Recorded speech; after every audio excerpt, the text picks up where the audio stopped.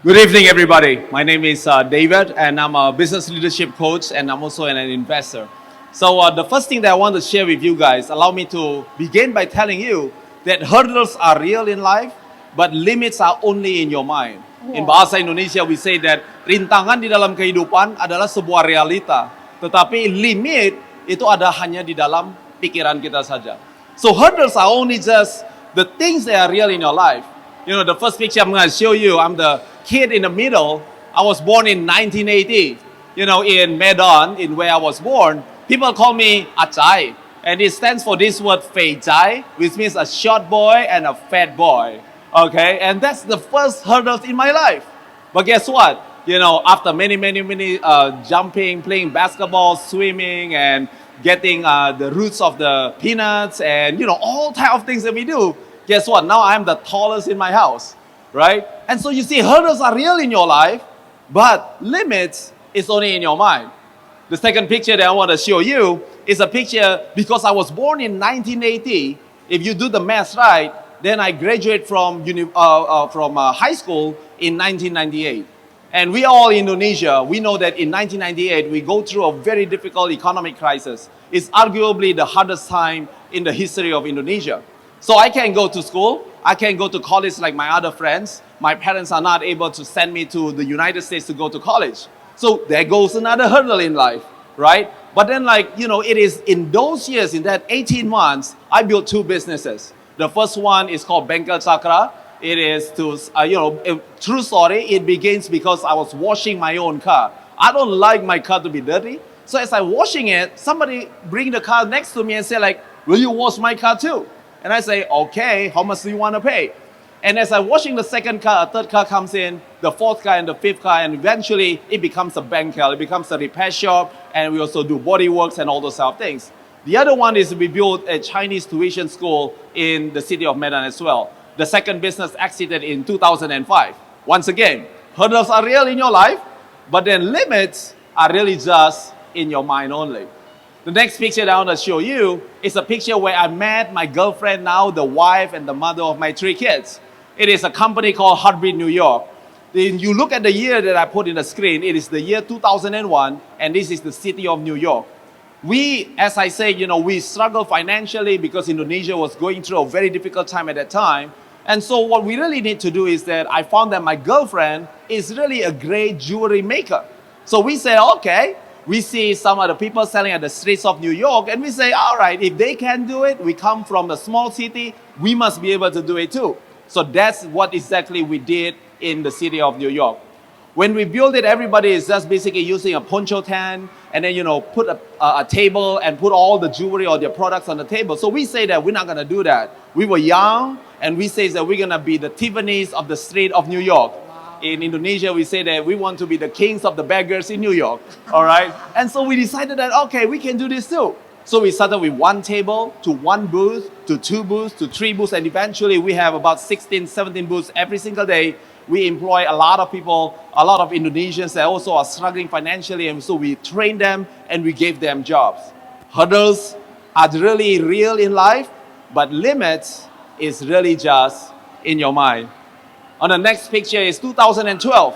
This is when I returned to Indonesia. I've never lived in this city of Jakarta. I'm originally from Medan, North Sumatra, lived for 11 years in New York. And then I came to Jakarta. We didn't really know anybody. So we traveled from Banda Aceh in the west all the way to Lombok in the east. And we meet a lot of people, meet a lot of business leaders. We meet a lot of people that told us about the struggles in business and all those type of things. So 2 years later, from 2010, and then in 2012, we built a company called Sovereign's Capital. We are venture capital. It's easy to say now and say, wow, that's so great, because you see companies that become unicorns, number 7 in Indonesia. This is called Sandit. We have companies that got acquired by Tokopedia and Gojek and all those type of things. We have a company that we invested called Grab that a lot of you guys maybe are using. But when we first started though, the hurdle was we only have $8 million in our pocket. Now for some of you, you might think that that's a lot of money. But in the world of the VC, in the venture capital, $8 million is nothing. So we decided that we're going to focus in one group of people, focus in one particular industry, and we say that we're going to do it well. So by the grace of God, today in 2024, we have invested in almost 100 companies all over the world, from the United States all over to Asia. We have one company in Africa as well. So you see, hurdles are real in life, but limits are really just in your mind. And so recently we all go through pandemic, and when we were going through pandemic, what really struck in my heart is that there's so many people that think that they need to survive the crisis. And so I thought to myself, like, I've been to 3 economic crises. I did not just survive, I actually thrived during the crisis. So we say that we're gonna say more yeses to more Indonesian entrepreneurs in Indonesia. And that gave birth to a new company called MDCO. It's called $1 Million Company. The tagline says that build your first $1 million company. So in just about 2 years, today we have almost 40 companies that has become our portfolio companies. The hurdles is, a lot of people say that there is no way that micro companies and small companies in Indonesia can make it to the big stage. But again, we have companies that now have been invested repeatedly by different people from Indonesia and also from overseas. We believe that we can do it. So even today, as I'm speaking to you, we too are facing hurdles every single day. But I realize that just because there are hurdles in life, which is real, we also need to understand that limits are simply in the mindset. So what am I telling you today? There are 2 things that I hope it can be useful to you. Number 1 is that if you pay attention, when you go home today and you are going to enter the house, and when you need a key to open the door in your house, the key is always smaller than the door.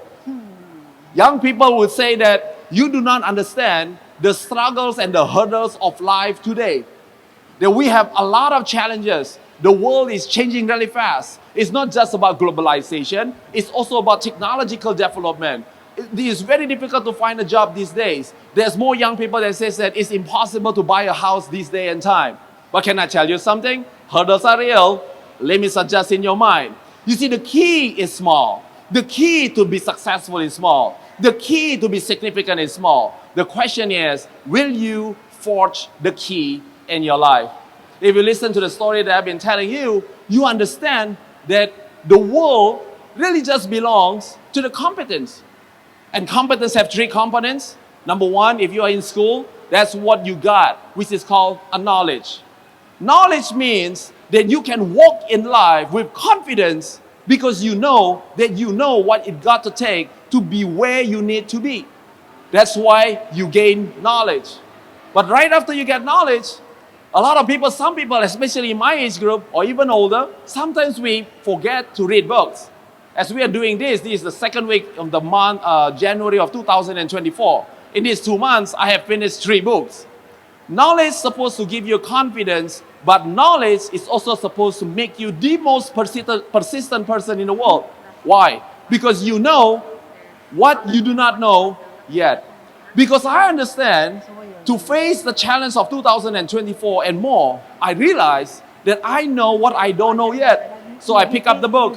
I went to the seminar. I paid for the classes. You know why? Because I need to gain knowledge. That gives me more hard working, not just confidence. And number 3 about knowledge is that you know that you do not know what you do not know yet. And that's why the knowledge, true knowledge, is supposed to give you humility. So you see, the key to that door, whatever challenges that you are facing in your life, is just a small little key. It means that you have the knowledge that makes you confident, the knowledge that makes you work hard every single day, and the knowledge that gives you humility. But I, unfortunately, is a college, I'm a dropout kid in a college. I'm not really good in academic. So when I say competence, the key, by the age of about 30 years old, I have been part of about like 80 different companies. By the time I was 40 years old, I've been part of almost 300 companies. So I have a different type of competence, and maybe this is good for some of you. I have experience and I have exposure.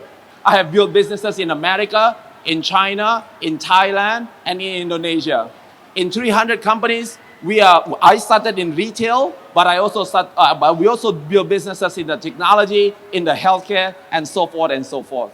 So your competence, that key in your life, that will increase the limit in your life, you need knowledge, you need experience, and you also need exposure. Now, the second one that I want to tell you is that not only you understand that there is a key, but the second one is that your world will only be as large as your heart. If my heart is only thinking about me, myself, and I, guess the size of your world is the world size is me, myself, and I. When you pick up the phone or if you WhatsApp somebody and say, hey, I need your help, because you are always just thinking about you and you and you, guess what? Nobody's going to pick up your phone.